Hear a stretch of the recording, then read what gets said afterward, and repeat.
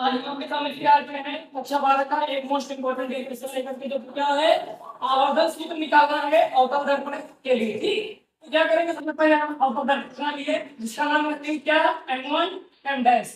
ठीक, इसके through p से u दूरी पर, कितने दूरी पर, u दूरी पर एक वस्तु रखी गई है। क्या रखी गई है, वस्तु रखी गई है। देखो जिसकी लंबाई कितनी है, ab है। कितना माना है, ab। इसकी ऊंचाई कितना मान लेता हूँ, h1 माना गया है।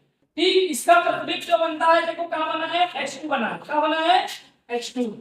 ठीक, अच्छा अब मुझे इसकी लंबाई और इसकी लंबाई, प्रतिबिंब की लंबाई और वस्तु की लंबाई के अनुपात को क्या बोलते हैं, आवर्धन बोलते हैं। देखो देखिए आवर्धन कोई हमसे पूछ करते हैं, प्रतिबिंब की लंबाई a डैश b डैश बटे वस्तु की लंबाई के अनुपात को क्या कहते हैं, आवर्धन कहते हैं। ठीक, तो यम का मान किसके बराबर होता है, वही हमको क्या करना है, सिद्ध करना है, डिराइव करना है। तो चलिए आप देखते हैं, हमने कहा कि यम बराबर क्या आ जाएगा, a डैश b डैश बटे a हिसाब से क्या बनाएंगे। कैसे किए, ट्रायंगल APD, ट्रायंगल APD कहां है, ये है ना, ट्रायंगल APD क्या है, आपतन कोण है जिसको बोलते हैं I। फिर आगे क्या है, बराबर a dash p b dash, कहां गया a dash, a dash p b dash, ये वाला कोण, ये वाला कोण बराबर होगा, इसलिए इसे क्या, परावर्तन से। दूसरा देखिए APB,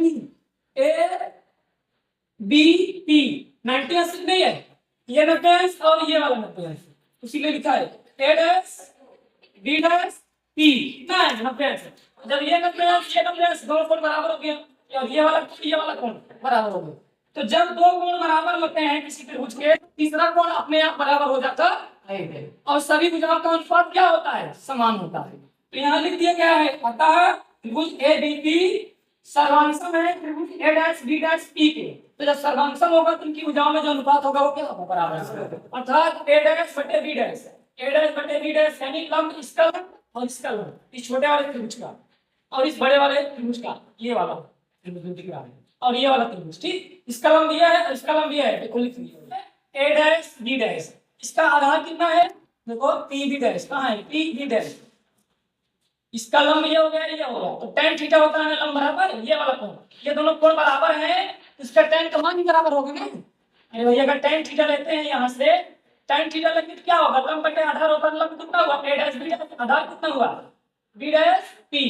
ठीक, उसी प्रकार से अगर इसका लेंगे, ये दोनों कोण बराबर हैं इसलिए बराबर लगाए हैं। तो tan इस वाले कोण के लिए tan कितना हो जाएगा, ab बटे bp, कोई किया ना। अब इसी को इधर भेज दिए, इसको इधर भेज दिए, देखिए हो गया। अब इतना बराबर हम यहां रख सकते हैं कि नहीं रख सकते, अभी बाद में रखेंगे। फिर इसका कितने बराबर है, देखो ये ऊपर चला गया, तो bp डैश बटे pb। ठीक, अब दर्पण के चिन्ह परिपाटी रूप से a डैश b डैश बराबर ऊपर की लंबाई कितना मानते हैं, प्लस h2 मानते हैं, और नीचे प्रतिबिंब की लंबाई को कितना मानते हैं, h2, यहाँ माइनस रखा जाएगा, भूल गए हैं।